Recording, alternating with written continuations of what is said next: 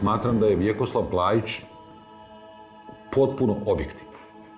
I on kaže, a to dokazuje sa činjenicama u čitavoj, debeloj, velikoj knjizi Povijest Bosne,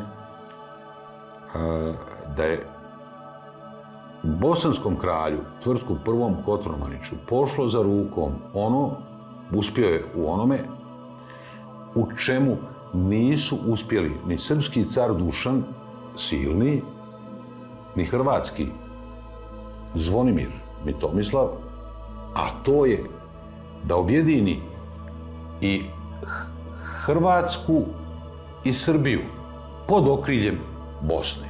I on je najveći srednjevjekovni vladar, a tu su u srednjem vijeku korijeni naše državnosti, a kad je u pitanju Bosansko kraljevstvo, onda i naše suverenosti.